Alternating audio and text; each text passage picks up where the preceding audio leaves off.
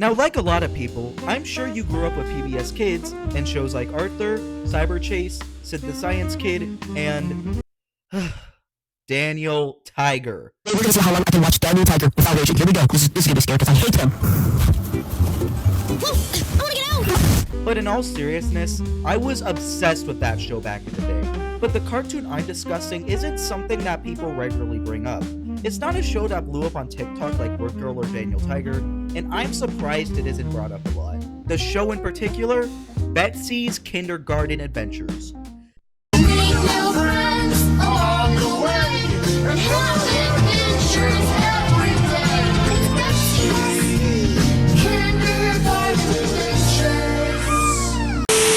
Now let me just say, this used to be my comfort show back in the day. I don't know what it was, or why a show with a concept done so many times before was so appealing to me. But my 10-year-old self, for whatever reason, was invested in it. It basically follows the everyday adventures of 5-year-old Betsy and her friends. Basically, conquering kindergarten, if that makes any sense. Now, since I've rediscovered this show for the world to see, the first question you might be asking yourself is, are there any new cartoon brats to add to the list?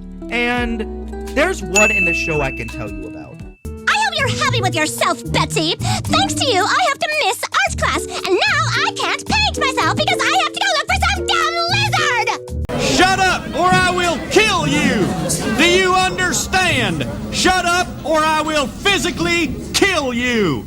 There's a girl named Molly who's pretty entitled and rude. While I think she isn't the worst, she acts pretty spoiled and puts others down. I don't have much memory of the specific things she's done in the show, but one thing I do remember is that in the first episode, she acts extremely rude and makes Betsy feel uncomfortable and unwelcome.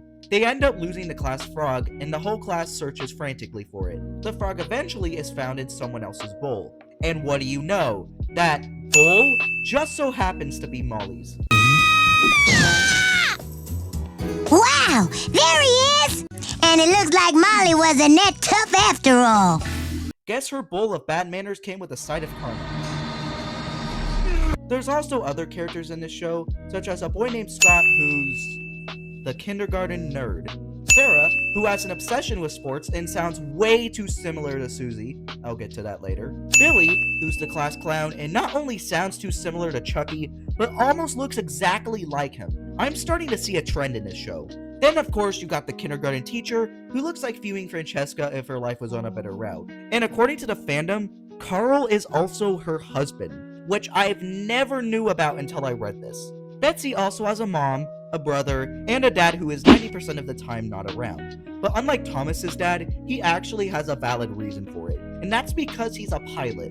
Pretty cool job if you ask me. Now, I believe one of the reasons why this show is not brought up a lot is due to how many episodes this show consists of.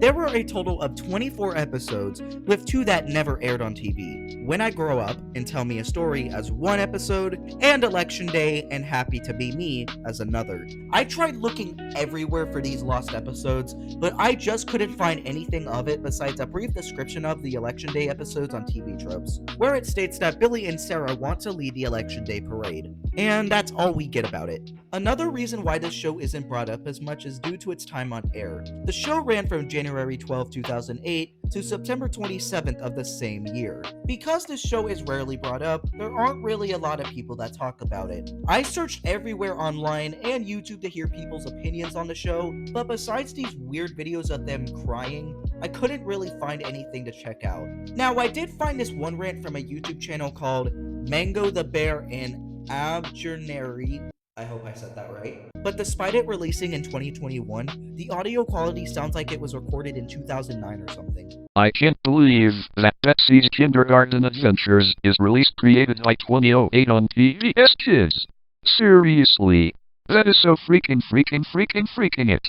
It also doesn't go in depth on why he hates the show besides saying the characters are stupid idiots who go on stupid adventures.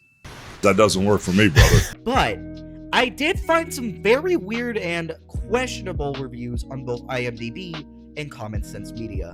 Here's the first review. I like this show. My daughter Teresa says that they played this show in class during kindergarten. It teaches lessons about various subjects like plants, animals, and social skills. But the way my daughter sees this show is kind of a problem. She has the weird obsession with this one character, Scott. She says she crushes on him, his voice is cute, and she wants him to snuggle in her bed. What? I don't know if this is good or not, but I find it really weird.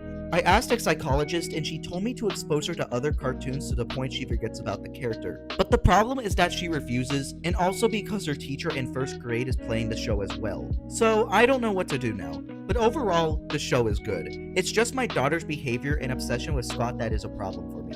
I need more help. How is this the show's fault exactly? I think that's more of a personal problem. Here's another one. Very poorly done. PBS has so many quality kids programs that I wonder how this would have made the cut. It even involves blatant counting errors. I couldn't believe it. I'm going to contact our local public broadcasting station to get this show taken out of the lineup. Here's the other one. This feels like something a guy in his mother's basement made for YouTube, and then PBS wanted to make it into a full show.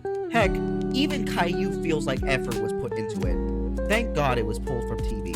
And I just can't leave this one out.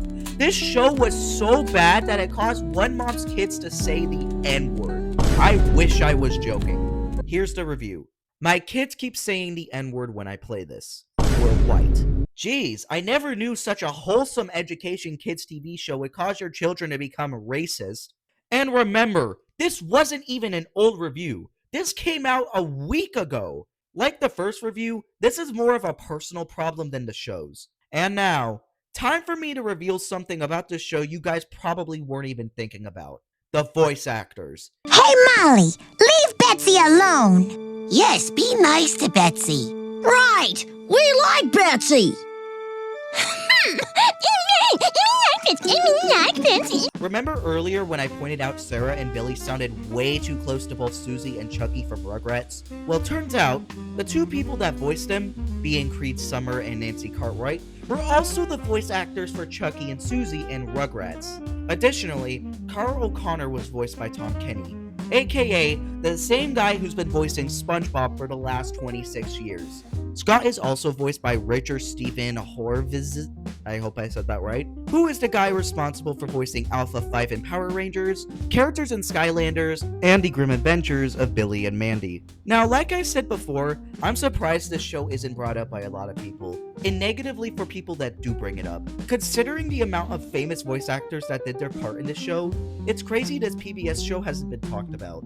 Let me know in the comments if you guys have fond memories of this show, or if there are any other lost TV shows you'd like me to cover next. I'm gonna start a series about this soon, so bring on the suggestions. Anyway, thanks for watching, and I'll see you all next time. Peace.